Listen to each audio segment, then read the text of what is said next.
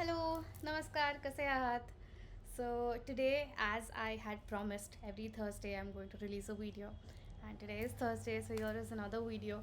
And as promised, I also said that we would be talking about attachment theory. So before we dive into attachment theory, or like you must have heard this attachment theory, there's behavioral theory, there's like this theory and that theory. Let me just tell you, it's nothing very out of the world, or it's not complex. It's a very simple thing. Say when you're born, right? A baby over a pattern, it observes that whenever it makes a sound, people come to it. People come and cater to it. Whenever it cries, it gets something, right? So it is all about a particular pattern that the baby observed, and then they started following the same thing. Similarly, while talking the language also, how like now, okay, somebody explains, see, in Marathi this is what it's called, in Kannada this is what it's called, in English this is what it's called. But as a baby, when you have zero context of language, how do you learn? Right, you learn because you observe certain patterns. You observe that when somebody wants water, they say pani, pani, pani. So when you say pani, you get water. That is what a baby observes. Similarly, now this is not just for the kids, this is not just for the baby. Similarly, for us also, we have certain patterns that we follow, right? How, okay, you think one person is like very funny. Why do you think the person is funny? It's not that the person only cracked one joke in their life and you're like, oh yeah, this is it, this person is extremely funny. Or you don't think that somebody is like very sarcastic. It's not that they only passed one sarcastic comment in their life and you're like, oh, this guy is so sarcastic. That's not how it is. It is because when you repeatedly do something, it becomes a pattern. When you repeatedly do something, it gets inserted into your daily, into your personality, into your like daily lifestyle, right? So attachment theory is something similar. It is just that there are certain patterns the scientists or the psychologists, I wouldn't call it scientists, the psychologists and the psychiatrists have observed, which says that, see, if you follow this pattern, then you come under this category. You've just given it a name. If you follow these patterns, you fall under this particular style of attachment. So we're going to talk about attachment theory. Majorly, there are four attachment styles. One is the anxious attachment, something which we're going to talk about today. The second is the avoidant or dismissive attachment. Third is a disorganized attachment. And the fourth one is a secure attachment. Now, ideally, we should be here. Ideally, we should be all, we should all have a secure attachment style, but we don't. Okay, most of the people don't. Eventually you can learn. Like I said, it is all about patterns. The moment you identify that, okay, this is my pattern, this is something that I can change, this is something where I know that, okay, I'm going to act a certain way, and that is going to backfire later, or that's not going to benefit anybody, you can change it. So you might fall under one of these categories, but that does not mean that that is who you are. Okay, now the first attachment style that I was going to talk about, or that I am going to talk about today, is the anxious attachment style. Initially I thought I was that. Turns out I'm not, because again there is this whole attachment theory quiz, and like a couple of, and I tried a couple of them just to make sure that, okay, are you sure this is what I am. I've also added them down in the description. You guys can also check it out, or just Google, about attachment theory. But anyway, this is what I thought I was. I'm not. But the first one is the anxious attachment style. The anxious attachment style basically is a person who's constantly anxious in a relationship, right? And when I say relationship, I do not just mean romantic relations. I mean, be it friendships, be it your relations with your colleagues, be it your relations with your family, be it anybody. If a person is constantly anxious of abandonment, that is the major point in this. If they're if they're constantly very much anxious that people are going to leave them, people are going to abandon them, that they're not worthy of love, or they're not being loved enough, that is one of the major signs that you come under the anxious attachment. There are other symptoms also, where you constantly feel like you are not good enough, or the other person doesn't care about you as much as you do. It also probably it could extend a little to feeling very negative towards people, that yeah, I'm not getting something, or I am not being given some opportunity because nobody likes me. That's not how this is. This probably, when I read about the causes of it, probably there's a lot of, things that happened in your childhood, or the kind of environment you grew up in made you believe certain things, or the patterns, again, like I said, it's just the patterns. So certain patterns that you went through, and you thought that okay, this is what it is, but it's not. You have to actively, consciously ask yourself, why am I feeling that I'm not enough, or why do I feel that the other person is not caring about me as much as I care about the other person, right?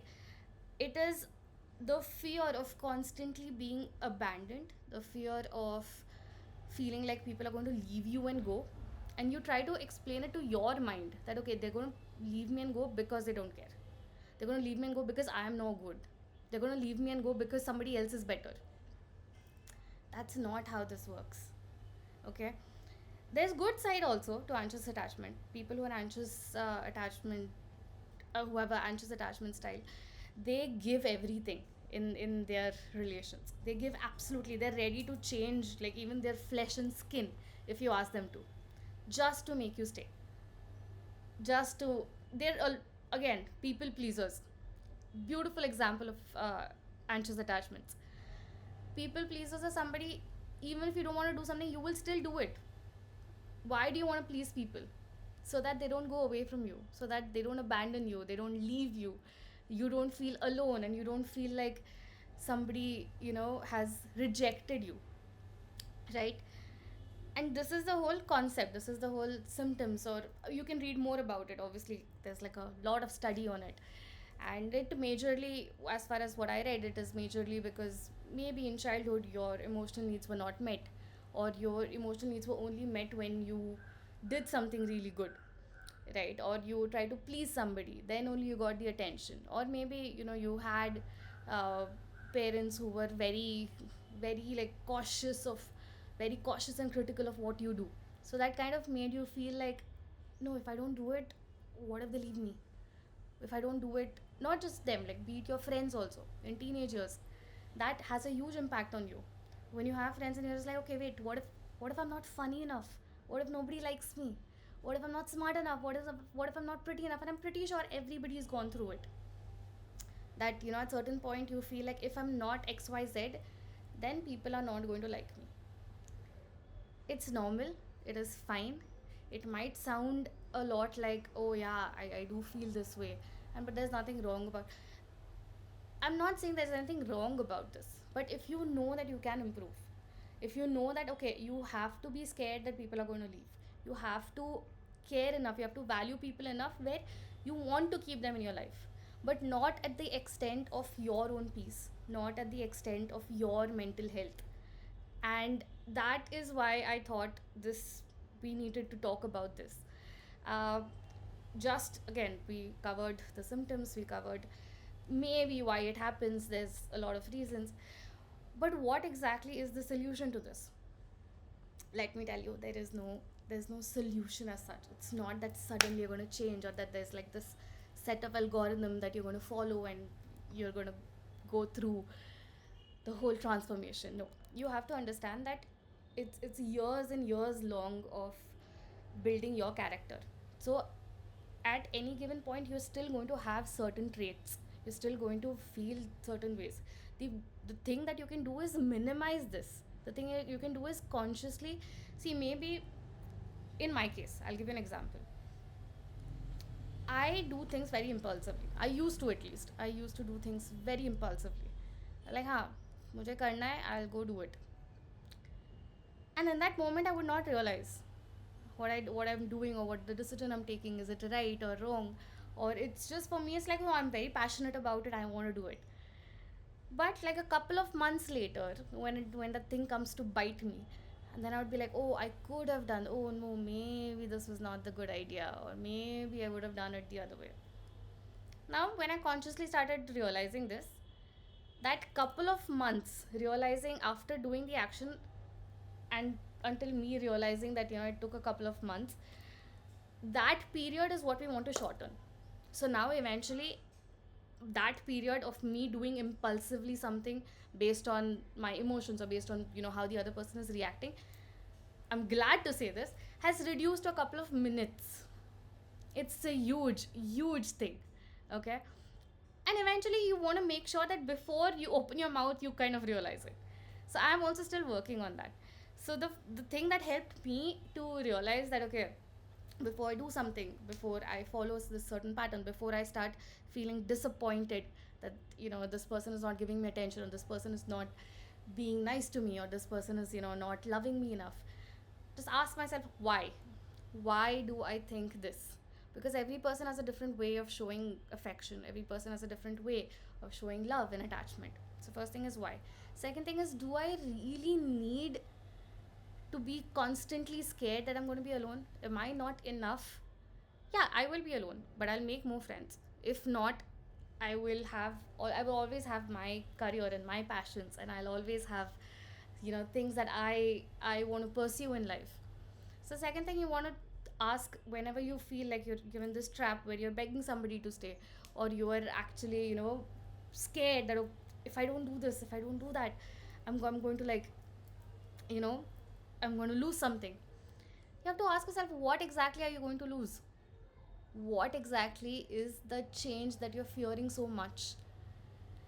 If you don't ask these hard questions to yourself, if you don't consciously realize that, okay, right now I'm having extremely intense feelings, the first thing to realize is, whenever you have extremely intense feelings, just take a pause and ask yourself, what exactly am I feeling? Because most of the times, our anger or fear is just the outer shell. It is just the outer covering. Inside there's a lot more and a lot extreme and different feelings.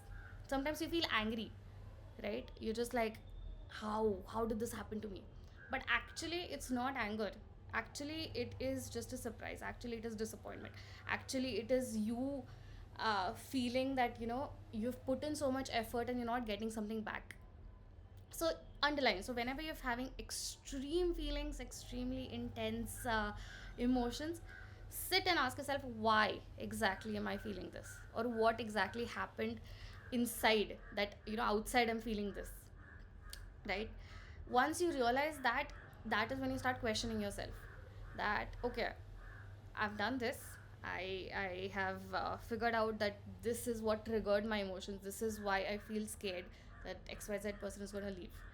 And another thing, what I've observed is, anxious attachment stylers, right? They are very chill. Like, you look at them and you're like, nah, yeah, they're not anxious attachment. They're not like very clingy. They're like very chill people. They'll, give you all the freedom. They're fine. But the moment they feel that somebody's going away, it kicks in, and they start like, oh no, wait, I have to prove that I'm better. I have to prove that I love this person, or I have to prove that, I'm good at it. And you start becoming clingy. You start becoming more and more like, your fear takes over, right? So you have to understand that this fear is not exactly, if that in that intense moment, before you actually take the action of going and becoming clingy, or going and constantly asking, and like, it's not, I'm not saying that your intentions are bad. Your intentions are absolutely pure, but sadly, intentions is not equal to impact. You can have the purest of intentions, but the impact can be completely opposite, right? So whenever you're having any kind of intense emotions, any kind of feelings where you're like, I'm not able to breathe right now, sit and ask yourself, what are the underlying emotions? Second thing, what exactly is this pattern? Has this happened before with me? Do I always do this? Maybe there is something that I can change. Third thing is, don't want to say it because it never helps, but calm the fuck down.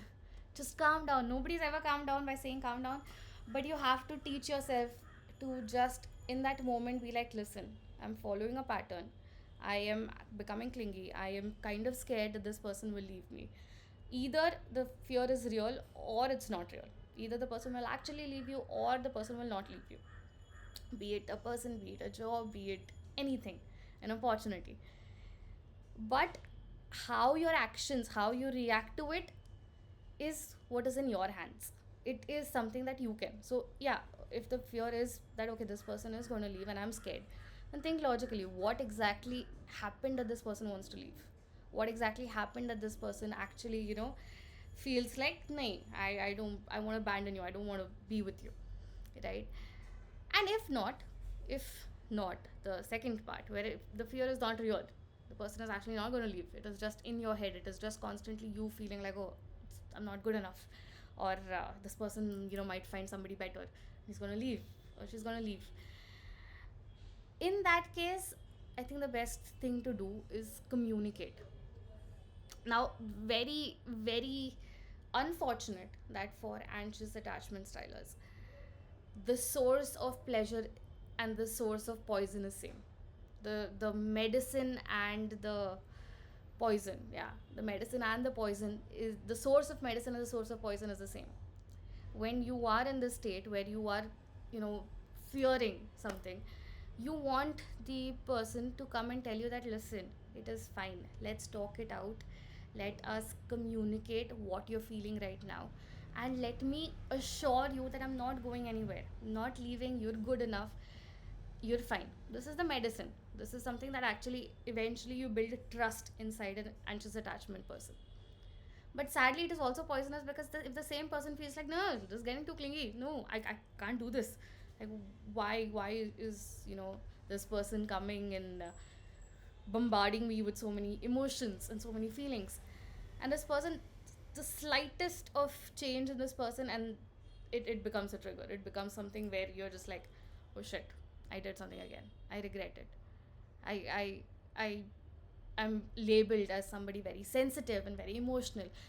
Nothing wrong with being sensitive and emotional. Absolutely nothing wrong. It is just that you have to understand there has to be a balance between things. You have to understand that there are times when it is verified, when your efforts to show that you're hurt are justified, and sometimes you know that this is not the right place. No matter how you feel inside, this is not the place where place or time where this is going to get valued. So you have to take a step back. But in and all, what I would say, or what I have read about it and what I have faced personally, is that the best thing you can do is be with somebody who has a secure attachment style. Again, very unfortunately, the irony of the world, anxious attachment styles generally get attracted to, or generally, feel most at home and most comfortable with avoidant attachment styles. We'll talk about that in the next episode. But yeah, first thing what I would suggest is try to surround yourself, try to be with somebody who has a very secure attachment style, who knows, who can tell you that, listen, it is fine, I require your love, I require your emotions, but I'm okay without it also, and I'm going to teach you also the same thing, that I'm going to tell you that you're going to be fine without me, but I'm not going anywhere.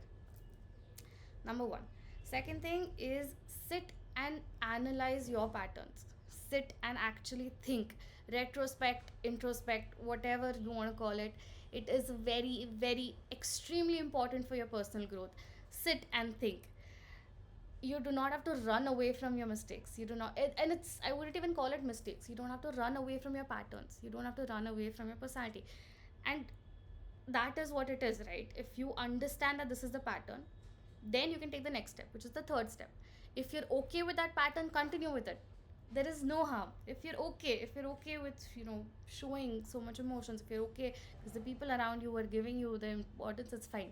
The moment you're not okay, the moment you feel like, nay, I want to change this pattern, I am not somebody who wants to be recognized by this pattern, then you can change it. Then you can actually consciously reduce the time. At no given point, like I said, nobody is like anger management also, right? It is not that after you go through anger management or people never get angry. They do get angry, but they realize that they're angry, they consciously understand that, okay, now I'm going to get angry, or now I'm feeling very uncomfortable, and I'm going to stop myself, I'm going to stop myself from doing an action impulsively. And that is exactly what any other thing is, right? It is similar to anger management, where before you fall under a certain trap of a pattern, you're like, no, wait, I'm doing this again, wait, this is repeating again. and I want to reduce the time. Now the best thing that can happen eventually is you feel something, and before you open your mouth you realize it. My case, I'm still working on it. I realize it after a couple of minutes or a couple of hours, but it's still better than a couple of months, like I said. And yeah, that is about it today. Obviously there is a lot more to this. Obviously I am not extremely qualified, but this is just my 2 cents on this. In the next episode we will talk about the avoidant attachment styles, and also how and why avoidance and anxious attachments are like generally, they come together, and how 99% of the times it does not work because of the ideologies. But until then, if you do want to read more about it, I would be happy to discuss. If you want to like sit and talk about it, or just, yeah, whatever, if you want to just chit chat, you can ping me about it, and I would be very happy to help. And see you on next Thursday. Bye bye.